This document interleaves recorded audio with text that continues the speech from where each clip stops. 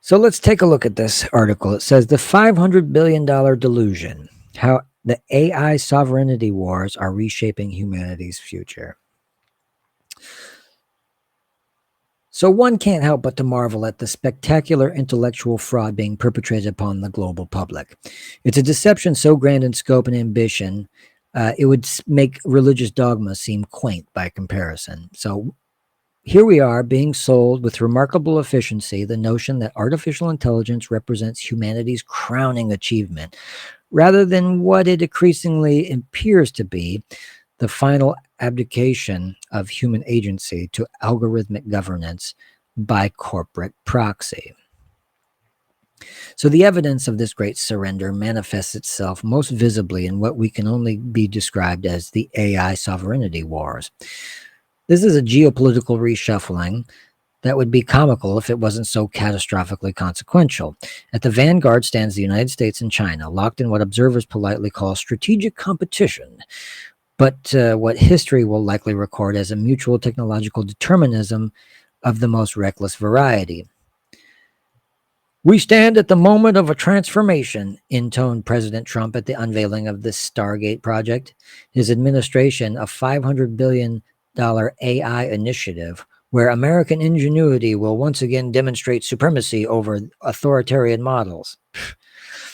The irony that this declaration of technological liberation came packed with unprecedented surveillance capabilities and was apparently lost on those applauding.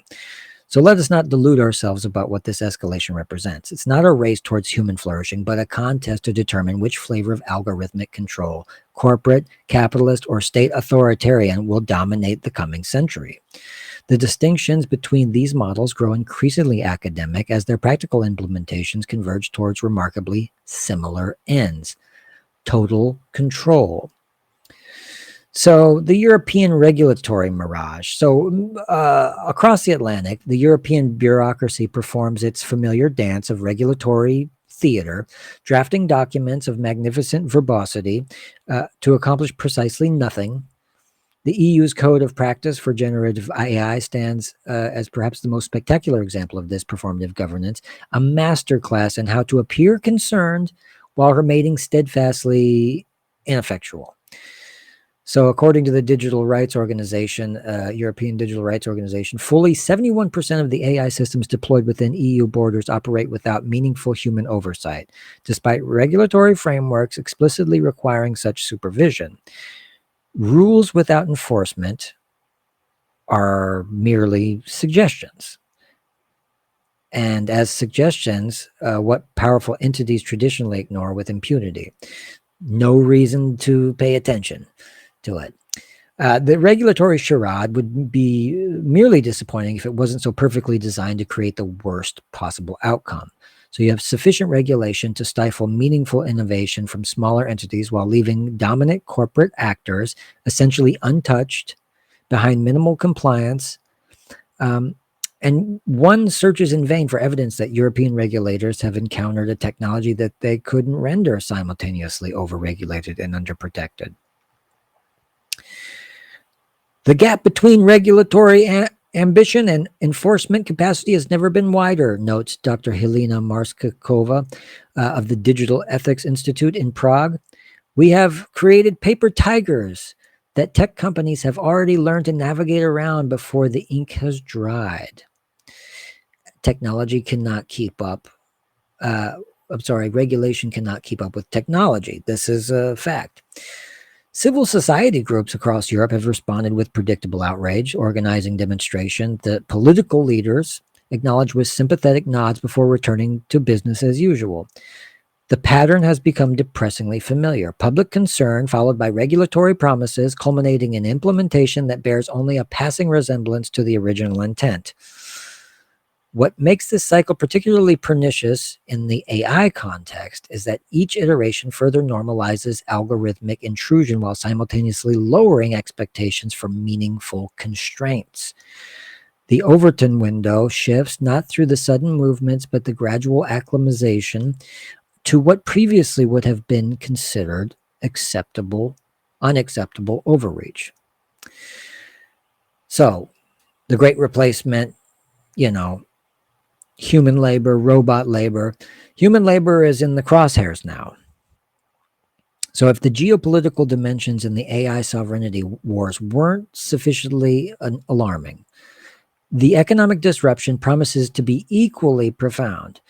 The techno-optimist fairy tale that automation creates more jobs than it displaces.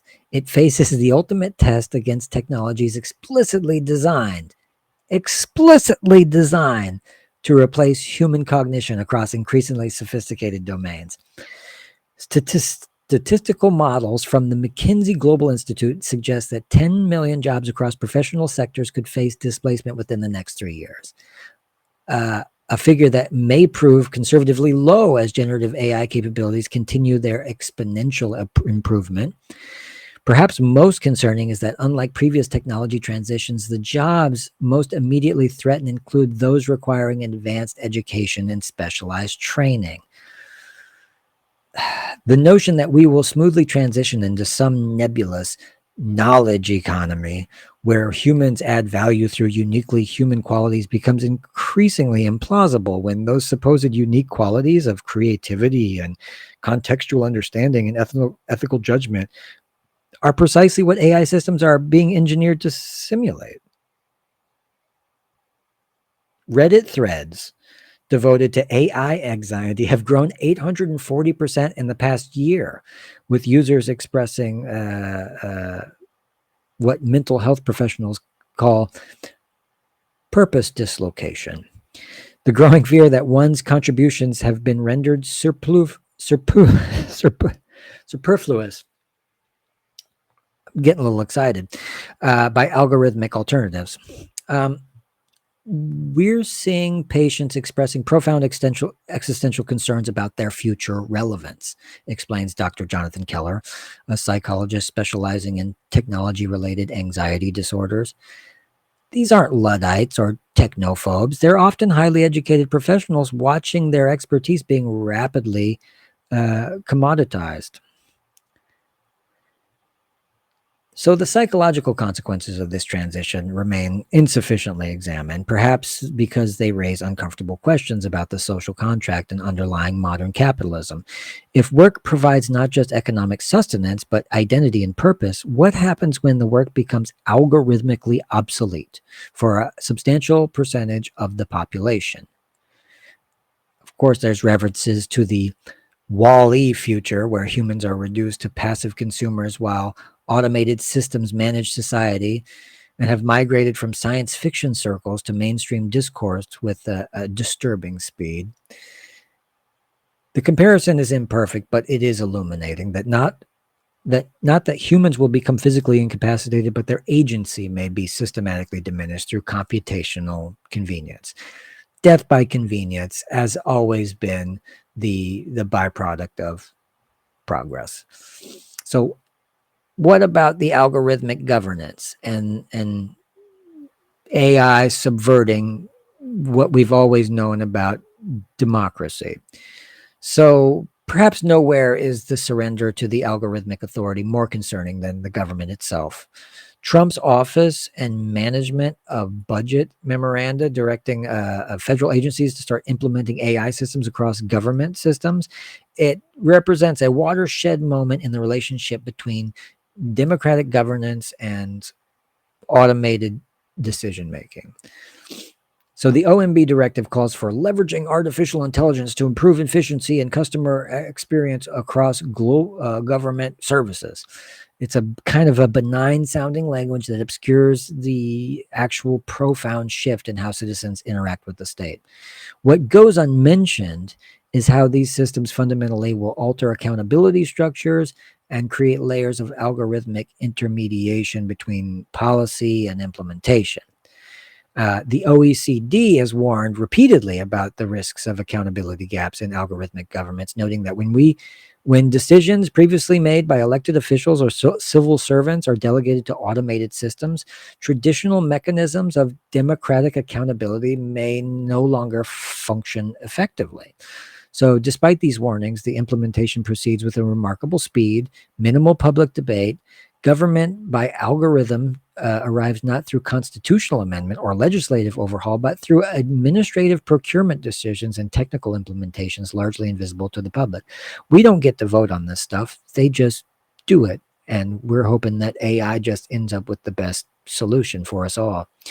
A particularly troubling 2024 audit of AI implementation across federal agencies found that 68% of deployed systems lacked comprehensive explainability features, meaning they operated as functional black boxes, even to those nominally responsible for their oversight. So when the governance become algorithmically, mediated, explanation shifts from the democratic right to technical inconvenience. They won't be able to explain exactly how it works or why it's good, and that we'll once again be leaning on technology in a way that will create more harm than good. So we're witnessing one of the greatest transformation in how government functions, argues Professor Elaine Kamarick of the Brookings Institute. Yet, unlike this transition, which is accompanied by robust public debate and institutional adaptation, this is one occurring largely beyond public scrutiny. The implications for a democratic legitimacy are profound and largely unexplored. People have no idea how this is going to affect what the systems that we've known, but the technology is absolutely on its way. Citizens who already feel alienated from governmental processes will likely experience further distancing from their interactions and are mediated through algorithmic interfaces optimized for efficiency rather than democratic engagement. And we couldn't talk about AI without talking about its ecological footprint. So AI has a pretty hefty thirst in an already parched world. It's a energy-intensive endeavor. While technologists promise AI solutions to climate challenges, they conspicuously avoid discussing the technology's own rapidly expanding environmental footprint. The data centers powering AI development and deploy constitute what may be the world's fastest growing source of water consumption and carbon emissions, a fact conveniently omitted from the corporate sustainability reports. So a single large language model training can run and consume about 700,000 liters of fresh water. That's enough to supply 1,000 households for the day. The deployment of these models at a scale represents a water demand surge occurring precisely as climate change intensifies water scarcity across regions. This strategic location of major data centers already in water-stressed regions raises particularly troubling questions about resource prioritization. Microsoft expansion of data centers operations in Arizona, a state facing unprecedented drought conditions already, exemplifies the troubling disconnect between technological acceleration and our ecological constraints. Environmentalists are always at odds with technologists and the engineers. Environmental justice advocates have documented that these massive water withdrawals disproportionately impact vulnerable communities, creating what some have termed algorithmic water colonialism. This appropriation of essential resources for computational purposes while local populations face increased scarcity. Very, very dystopian. When we talk about water justice, now we have to include technology corporations that are claiming increasing shares of this essential resource. The water consumption of AI represents a transfer of resources from human needs to computational wants, says Dr. Maria Gutierrez of the Water Equity Institute. The water energy nexus in AI development creates the perfect storm for resource intensity. Computational processing requires enormous energy inputs, which themselves require substantial water for cooling the generation. This multiplicative effect means that AI's resource footprint grows exponentially rather than linearly as capabilities expand. Recent satellite analysis from the World Resources Institute indicates that 37% of new data center construction is occurring in regions classified as experiencing high or extremely high water stress. So, this is a pattern suggesting that water availability ranks low among site selection and priorities for tech infrastructure.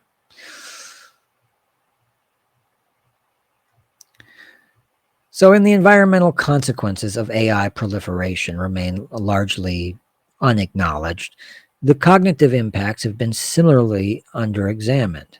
We are witnessing the evolution of attention economy into something far more invasive, an environment where algorithmic systems continuously refine their capacity to manipulate human perception and decision making. Our attention span is at risk. So the metrics are staggering. The average American adult now spends about 11 hours a day interacting with screens, which an estimated 74% of that content is algorithmically curated. This represents the largest psychological experiment ever conducted, performed without any informed consent, with profit maximization as its primary objective. We've engineered information environment that is systemically exploits cognitive vulnerabilities, warns Dr. Tristan Harris, a former Google design ethicist. Quote, AI systems dramatically amplify this capability, creating unprecedented asymmetry between those deploying the technology and those that are subjected to it. Recent neuroimaging studies that extended interaction with algorithmic curated content produces measurable changes in attentional capacity and information processing. So these are changes that correlate with the increased susceptibility to computational persuasion. We are, in effect, training our brains to be more easily manipulated by the very systems supposedly designed to serve us. The progression from social media algorithms to generative AI represents not a break in the acceleration of this trajectory, moving from systems that select content to systems that create it, custom tailored to individual psychological profiles. The end state of this progression is not difficult to envision. Information environments so perfectly personalized that they constitute reality tunnels from which cognitive escape becomes increasingly difficult. Addiction on our primitive, supple brains. So, the intellectual monoculture. Maybe not everybody's worried about this, but perhaps the most concerning among AI's cascading consequences is the emergence of what can only be described as a intellectual monoculture, a homogenization of knowledge production and creative expression occurring beneath the surface of the appearance, at least, of abundance and diversity. So large language models and generative systems, despite their apparent novelty, function fundamentally as sophisticated averaging mechanisms across their training data. The outputs that they produce necessarily represent the variations on established patterns rather than genuine conceptual innovation.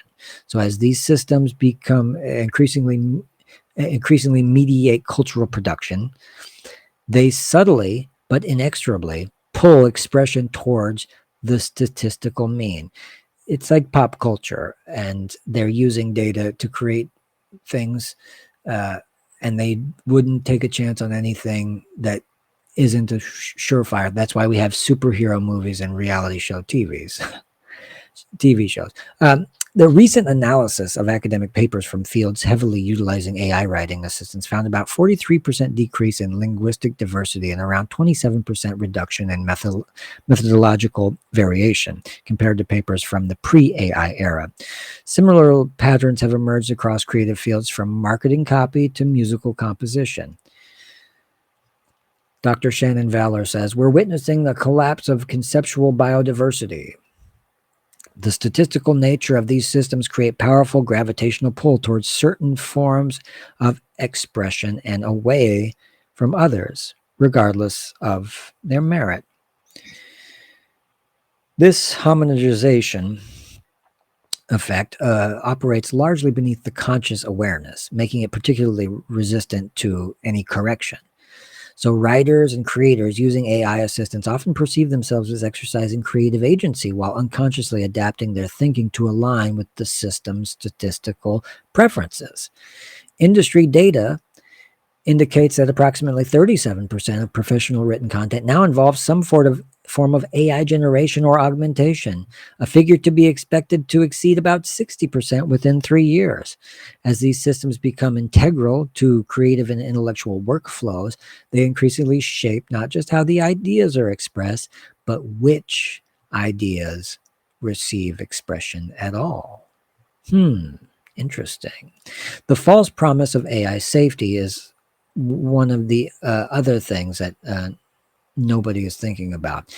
In the emerging field of AI safety, it represents perhaps one of the most remarkable examples of misdirection in the entire technological landscape, a performance of concern that systematically avoids addressing the actual harms being inflicted in the present. While researchers are debating the esoteric long-term risks, the immediate impacts on privacy, autonomy, and social cohesion are accelerating and are going unchecked. A review of research across major AI safety initiatives reveals that approximately 83% focus on speculative future scenarios, while the 12% address documented current harms. The distribution reflects not just empirical reality, but an ideological preference. Specifically, the preference to frame AI risks as future technical problems requiring technical solutions rather than present social problems requiring political intervention. They'll never stop down the march of progress in order to save a few lives. They just won't. Dr. Safia Noble says the overwhelming focus on existential risk serves as a very specific function. It diverts attention from immediate harms disproportionately affecting marginalized communities while positioning the same technologists creating these systems as humanity's saviors. And what I find funny too is them guarding their IP, their intellectual property, while talking, pontificating at length about how they are all for human flourishing. So this framing, it sort of conveniently suggests that the solution to AI risk lies in more AI development rather than any kind of social constraint on that very development. So a claim as logical as suggesting that the solution to climate change is accelerated fossil fuel research. The technical solutionism embedded in mainstream AI safety approaches systematically excludes non-technical perspectives and alternatives. Statistical analysis of mainstream AI safety literature reveals a striking pattern. Approximately 78% of published work assumes continued AI development as given and focuses exclusively on making that development safe rather than questioning whether certain applications should be pursued at all. The narrowness of this framing effectively removes the fundamental questions of social value and democratic choice from any consideration. The other thing that might not affect most of us, but is definitely going to at some point, is the financialization of intelligence. So behind the technical debates and the ethical posturing lies the central driver of AI development. Not human flourishing, but capital accumulation. Capitalism, our favorite thing ever. We are witnessing the financialization of intelligence itself. So the transformation of cognitive capacity into a commodity to be owned, traded, or deployed for profit maximization. So venture capital flowing into AI startups just exceeded $62 billion in 2023 alone, creating unprecedented pressure for rapid deployment regardless of societal consequences. This financial imperative shapes not just what AI applications receive development resources, but how those applications are designed and implemented. They have to be monetizable. That's number one. Everybody knows that. Dr. Mariana Mazzucato says the problem isn't simply that AI systems are making harmful decisions, it's that they're being optimized for financial returns rather than public benefit, guaranteeing that harmful decisions will be made when they serve shareholder interests. The capital structures behind leading AI firms reveal a disturbing concentration of ownership and control. An analysis of equity distribution across the sector showed that approximately 83% of economic value was generated by AI development flows to the top 0.1% shareholders. This is an unprecedented concentration of returns from a general purpose technology, a testament to the late stage capitalism hellhole we're currently in. So this concentration creates a powerful feedback loop. Wealth generated from the initial AI development and deployment, increasingly sophisticated systems which generate greater returns, further concentrating the capital, decision making, and authority. Then, when compounding nature of this cycle, that without intervention, the AI development will drive wealth inequality to levels totally incompatible with democratic governance, which we're almost there. Investment patterns reveal that AI applications focused on surveillance and behavioral prediction and consumer manipulation receive funding at approximately 7.4 times the rate of applications found that were doing focused on public goods or the collective welfare. This allocation reflects not just the technological necessity, but the profit maximizing imperatives of a financial system driving the development. So we went from digital delusion to digital dignity. So let's talk about what we can do. The fundamental question confronting us is not whether artificial intelligence will surpass human capabilities in specific domains. It already has in most ways. But will we surrender our collective agency to the systems that were designed to primarily only concentrate power and capital rather than actually enhance the human flourishing like they told us? The techno-deterministic narrative that presents AI development as an inevitable and unidirectional, and it serves primarily to preempt democratic deliberation and technological futures. What would an alternative path even look like? First, you would have to reject the false dichotomy between the unconstrained AI developments and the Luddite regression. Technological development always involves choices. Choices currently being made by remarkably small and unrepresentative subset of the humanity. And it's based on criteria that prioritize short-term returns over long-term human flourishing, no matter what Elon Musk claims he cares about humanity. Give me a break. According to the AI Now Institute, fewer than 14,000 individuals worldwide currently make substantive decisions about how AI systems affecting billions are designed and deployed. This represents perhaps the most extreme concentration and consequential decision-making power in human history, occurring without democratic mandate or accountability. The notion that technology develops along a predetermined path independent of social choice is historically false and politically disempowering, argues historian of technology Dr. Mar Hicks. Every technological system embodies specific values and serves specific interests. The question is, which values and whose interests? A democratic approach to AI would begin by dramatically expanding the participation in decisions about which systems are developed and how they operate and who benefits from their deployment. This expansion would necessarily include those excluded from technological development, but subjected to its consequences, i.e., normal people, especially in communities already experiencing algorithmic harm and oppression.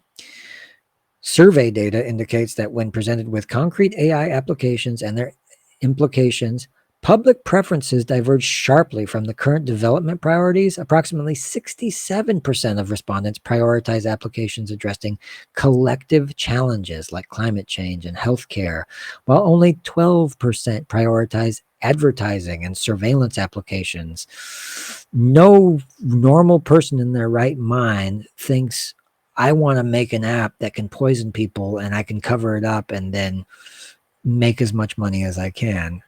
It's only a very small fraction of the population who actually think like this. So what do? The first step towards at least reclaiming our agency in our technological future is recognizing that the current trajectory of AI development is neither inevitable nor neutral. It represents specific choices made by specific actors pursuing specific interests. The language of the technological inevitability serves primarily to obscure responsibility and to preempt the democratic intervention. They don't want our opinion. They're happy making the decision for us. This is a type of enlightened despotism, if you will. Data from the International Labor Organization suggests that countries taking proactive regulatory approaches in AI implementation experience substantially better outcomes across measures of economic security and social welfare than those pursuing the old laissez-faire approaches. Norway, of course, with its robust algorithmic impact assessment requirements, has maintained employment stability despite AI adoption rates comparable to less regulated economies. Moving beyond passive acceptance requires developing new institutions capable of subjecting technological development to meaningful democratic oversight. Institutions with sufficient technical expertise to understand AI systems and sufficient political authority to constrain their development when necessary. The current regulatory landscape, fragmented across agencies designed to previous technological paradigms, proves systematically inadequate to the task. We don't have what it takes, and we might never have an institution that is up to the challenge. A promising model comes from the Barcelona Decode project, which established the neighborhood technology councils that both lay expert participation and genuine decision-making authority over to public technology implementation, and a mandate to prioritize collective benefit over commercial imperatives. Similar approaches have been adapted to national interest scales and could provide democratic counterweights to market-driven developments, but it's yet to be seen, as power only knows so many forms. But ultimately, wouldn't it be great to have a chat GPT that the entire world got to decide what it could and couldn't do, rather than just a group of 1,400 sociopaths and blind engineers? So, are we choosing human flourishing? Because the AI sovereignty wars represent not just a geopolitical competition, but a fundamental contest over the future of human agency and social organization. So, the current dominant development path, driven by surveillance capitalism and authoritarian control and financial extraction, it already is threatening to undermine the very foundations of democratic self-governance and individual autonomy. Both pretty nice things. The alternative requires not just policies, but different power relationships, specifically the subordination of technological development to democratic deliberation and human flourishing rather than the capital accumulation and state control. So this particular transformation, it demands both institutional innovation and conceptual clarity about the kind of society we want to create. And recent polling from the Pew Research Center indicates that approximately 73% of respondents across political affiliations express concern about AI's impact on democratic processes, while 81% believe citizens should have greater influence over how these technologies are developed and deployed. It suggests that there's a potential for broad-based movements challenging the current development paradigm, but it's a matter of deciding whether or not the power and the hierarchies that exist are simply too rigid to break down, and what will it take to redistribute the power in a way that's fair. The path forward begins with refusing the false inevitability of algorithmic governance and reassuring the primacy of human judgment and democratic decision making. So the $500 billion being poured into AI development across competing sovereign projects should prompt a simple question: Cui bono? Who benefits? The answer, increasingly apparent, are those willing to look beyond the techno-utopian marketing It's a remarkably small segment of humanity. But while the costs and consequences are distributed across all of us, this arrangement persists not through technological necessity, but through carefully cultivated political acquiescence. And the time for acquiescence has passed. The future of intelligence, artificial and human alike, remains undetermined, subject to a collective choice rather than technological predestination. The task before us is to reclaim that the choice, before it disappears into the algorithmic black box of the accountable governance and automatic decision making. So nothing less than the future of human agency and democratic self-determination hangs in the balance. The future is happening now. And let me tell you, the future, it ain't what it used to be.